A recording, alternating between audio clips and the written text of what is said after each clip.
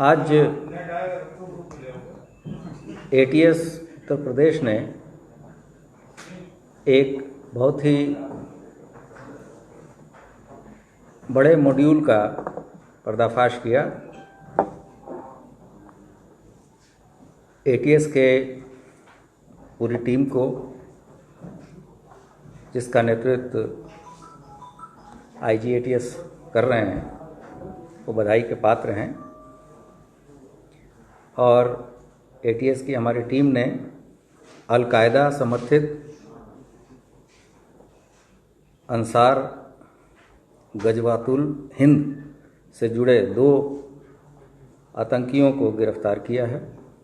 उनके पास से असलहे तथा विस्फोटक सामग्री बरामद हुई है। ये यहाँ इसका बैकग्राउंड थोड़ा मैं बता दूं कि अल-कायदा एक मिलिटेंट सुन्नी इस्लामिक मल्टीनेशनल टेररिस्ट ऑर्गेनाइजेशन है, जिसका गठन 1988 में सोवियत अफ़गान वार के समय ओसामा बिन लादेन, अब्दुल्ला अजीज़ तथा कुछ अन्य अरब वॉलंटियर्स ने किया था तथा इसका इंडियन सबकॉन्टिनेंट मॉड्यूल वर्ष 2014 में 3 सितंबर को तत्कालीन अल-कायदा चीफ अल-जवाहिरी के द्वारा अनाउंस किया गया था। उस समय इसका चीफ मौलाना असीम उमर थे और ये व्यक्ति संभल उत्तर प्रदेश से जुड़ा हुआ था। यूएस अफ़गान ऑपरेशन में 23 सितंबर 2019 को यह मारा गया था। उसके बाद से इस अल-कायदा का उत्तर प्रदेश मॉड्यूल उमर हलमंडी नाम के व्यक्ति द्वारा चलाया जा रहा था। अभी आपको प्रेस रिलीज देंगे। उमर हलमंडी, और ये गतिविधियां पाकिस्तान अफ़गानिस्तान बॉर्डर क्षेत्र में पेशावर क्वेटा एरिया जो पाकिस्तान का है, वहाँ से आतंकवादी गतिविधि संचालित की जा रही है। उक्त कार्य के लिए उमर हलमंडी द्वारा भारत में अल-कायदा इंडियन सबकॉन्टिनेंट मॉड्यूल के संगठन में सदस्यों की भर्ती तथा उन्हें रेडिकलाइज करने का कार्य किया जा रहा है। इसी के अंतर्गत उमर हलमंडी ने कुछ जिहादी प्रवृत्ति के व्यक्तियों को लखनऊ में चिन्हित कर एवं उन्हें नियुक्त कर अल-कायदा का मॉड्यूल को खड़ा किया गया है। यह मॉड्यूल अंसार गजवातुल हिंद, जो कि अल-कायदा का ही एक अंग है, के अंतर्गत आतंकी घटनाओं को अंजाम देने के लिए तैयार किया गया है। इस मॉड्यूल के जो प्रमुख सदस्य हैं, उनका नाम है मिन्हाज, मसीरुद्दीन व शकील। इनके नाम प्रकाश में आए हैं। इन लोगों ने उमर हलमंडी के निर्देश पर तथा अपने अन्य साथियों के सहायता से 15 अगस्त के पूर्व उत्तर प्रदेश के विभिन्न शहरों में, विशेषकर लखनऊ के महत्वपूर्ण स्थानों, स्मारकों, भीड़भाड़ वाले इलाकों में विस्फोट करने, मानव बम आदि द्वारा आतंकी घटना कारित करने की तैयारी में थे। इसके लिए इनके द्वारा शस्त्र एवं विस्फोटक आदि भी एकत्रित किया गया था। ये सभी सूचनाएं हम लोगों ने जो प्रारंभिक सूचनाएं मिली थी उसको डेवलप किया है।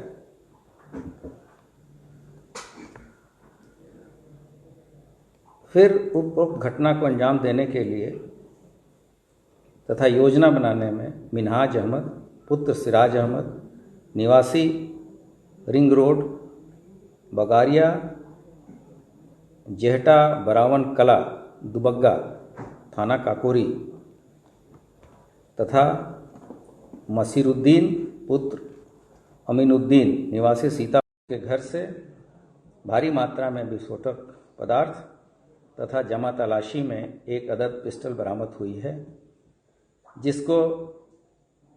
जिसका विस्तृत फर्द या विवरण, फर्द पुलिस के लैंग्वेज में है, उसकी विवरण तैयार किया जा रहा है।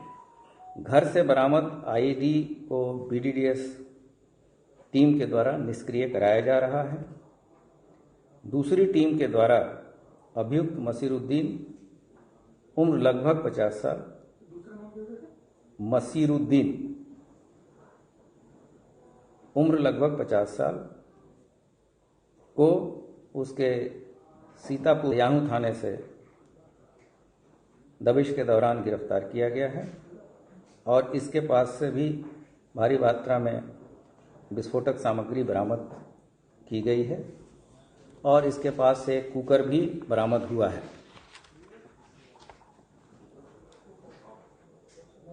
अन्य टीमों के द्वारा इन आतंकवादियों के अन्य सहयोगियों के तलाश के लिए विभिन्न स्थानों पर दबिश दी जा रही है। पूछताछ के दौरान हिरासत में लिए गए अभियुक्तों द्वारा अपने सहयोगियों के घर से भाग जाने की बात बताई गई है, जिसके क्रम में एटीएस की टीम द्वारा स्थानीय पुलिस से सहयोग लेकर सघन चेकिंग कराई जा रही है। इस प्रकरण में एटीएस थाने पे अभियोग पंजीकृत कराया जा रहा है तथा इन दोनों व्यक्तियों को माननीय न्यायालय के समक्ष प्रस्तुत किया जाएगा तथा पुलिस कस्टडी रिमांड लेके इनके तथा इनके अन्य साथियों के बारे में जानकारी प्राप्त की जाएगी।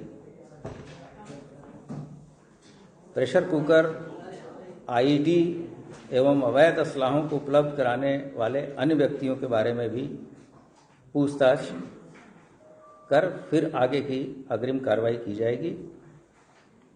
अभियुक्तों का जो मुख्य दोनों अभियुक्त हैं, मैंने पहले भी बताया है, उनका नाम मिनाज अहमद पुत्र सिराज अहमद निवासी रिंग रोड बगारिया जेहटा बरावन कला दुबग्गा थाना काकोरी लखनऊ तथा दूसरा व्यक्ति है मसीरुद्दीन उर्फ मुशीर पुत्र अमीनुद्दीन निवासी सीतापुर रोड मोहिबुल्लापुर लखनऊ थाना मड़ियाहू। ये प्रेस नोट आपको दे दिया गया है और इसके फोटोग्राफ भी मैं अभी ग्रुप में तत्काल इसके बाद से डाल दूंगा। और कितने लोग हैं सर इसमें? इसके बारे में तो मैंने उसमें लिखा है कि इसके अन्य साथी भी हैं और पूछताछ चल रही है। में शाहिद का कोई घर है जहाँ सर उनका क्या है? जो चीज़ें मिली हैं वो बताया गया है और अन्य जो चीज़ें मिलेंगी आपको समय से बताया जाएगा और आप इस चीज़ को अप्रिशिएट करेंगे कि ये राष्ट्रीय सुरक्षा से जुड़ा मामला है। इस संबंध में किसी भी व्यक्ति को गाइडलाइन भी हैं कि वहाँ लाइव टेलीकास्ट नहीं करना है जहाँ ऑपरेशन चल रहा है। और जैसे ही जो सूचना हमारे पास अभी तक की मिली है, हमने उसी समय बताया था कि 5 बजे हम ब्रीफिंग करेंगे। इसके बाद का जो भी डेवलपमेंट होगा, हम अगर आवश्यक होगा तो फिर से प्रेस कॉन्फ्रेंस बुला के आप सभी को अवगत कराएंगे और विवेचना की महत्ता को देखते हुए और नेशनल सिक्योरिटी को ध्यान में रखते हुए आप सबसे भी उम्मीद है कि आप इस पे कोई कंजेक्चरल चीज़ें ना करें। जो फैक्चुअल चीज़ें हैं हम सब आपसे के साथ शेयर करेंगे। से रहे हैं यहाँ पर केंद्रीय एजेंसियों का कोई टिप ऑफ था या फिर प्योरली ये एटीएस का? ये हमारे पास सोर्स को डिस्क्लोज करने के लिए कोर्ट भी हमें बाध्य नहीं करता, इसलिए जो भी सोर्स इन्फॉर्मेशन हमारे पास थी उस पे हमारे एसटीएफ ने एटीएस ने इसको पूरी तरीके से डेवलप किया है और हमारी टीम ने इसमें सफलता पाई। आपने कहा 15 अगस्त पे कुछ करना चाहते थे, विधानसभा चुनाव भी आ रहे थे, उसके लिए भी कुछ मिला? अभी तो 15 अगस्त जो चीज़ें इतनी जल्दी पूछताछ पे आई हैं, हो सकता है कि उसके पहले भी कोई घटना हो जाती। ऐसा जो आतंकवादी लोग रहते हैं वो मौके की तलाश में रहते हैं और जब जैसे ही जितनी हो सकता था कि 2-4 दिन में भी करते, 15 अगस्त तक भी कर सकते थे। सर, इससे पहले भी जो आतंकी घटना हुई थी जिसमें आरोपी पकड़े गए थे कई साल पहले, वो भी उसी बेल्ट में था, तो क्या वो इलाका भी सॉफ्ट टारगेट है? फरीदीपुर, दुबग्गा? नहीं, अभी तो 2 डिफरेंट एरिया से लोग मिले हैं और वो दूसरा संगठन था, ये दूसरा मॉड्यूल है। मॉड्यूल के बारे में बैकग्राउंड भी मैंने आपको पूरी तरीके से बताया है और इसके तहत ही हम लोग कार्य कर रहे हैं और आगे जैसे ही इसमें कोई और मेजर ब्रेक थ्रू होगा हम आपके साथ सभी इन्फॉर्मेशन शेयर करेंगे। लखनऊ में ही करने को लेकर के इनका इरादा था या कहीं और कुछ और एरिया भी आपके साथ?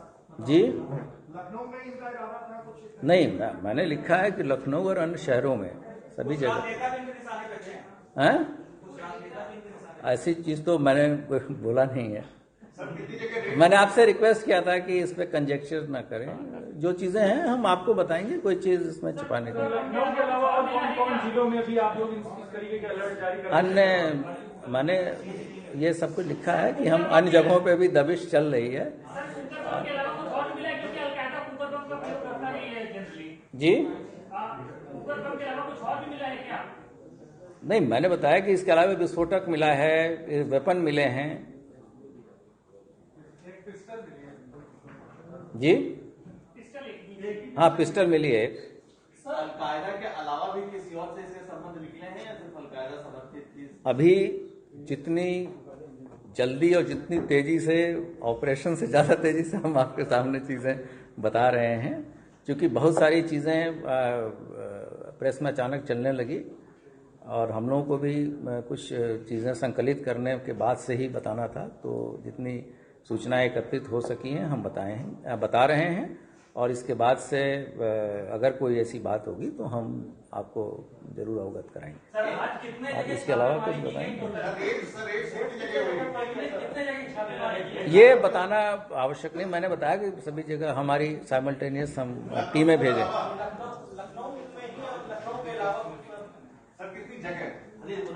आप जो प्रेस विज्ञप्ति दी गई इसको पढ़ें, इसमें सब कुछ लिखा है। क्या अभी मैंने बताया कि टीम जैसे आई है, अभी फर्द बनी नहीं है, फर्द बन रही है, फिर भी चूंकि आप लोगों के लिए देरी हो रही थी, आपको प्रिंट मीडिया में भी हैं और आपके जो इलेक्ट्रॉनिक मीडिया में सभी लोग पूछ रहे थे लगातार और बहुत बार हम लोग फोन उठा भी नहीं रहे थे कि किसको कहें, किसको मना करें, क्या बताएं। और जब कोई ऑपरेशन चलता है तो ऑपरेशनल कमांडर से आप मिनट पे डेवलपमेंट नहीं पूछ सकते। एनआईए वगैरह को भी अब लूप में आप ले रहे हैं इस पूरे मामले में? किसको? एनआईए जैसी एजेंसियों को तो साथ लेंगे? अभी एफआईआर दर्ज होगी, उसके बाद से आगे की कार्रवाई होगी। एफआईआर तो भी अभी उसकी प्रक्रिया चल रही है। अच्छा सर, आपने बताया कि आरोपी कुछ भागे थे, तो मौके से आरोपी कुछ भागे, क्या उनकी कुछ संख्या है? मिलिट टाइम्स को आपकी जरूरत है, हमारी आप माली मदद करें। हर महीने सिर्फ 100 रुपये और 1 साल के लिए एक साथ सिर्फ 1000 रुपये। रकम भेजने के लिए यहाँ दिए गए फोन पे, गूगल पे और पेटीएम नंबर का इस्तेमाल कर सकते हैं।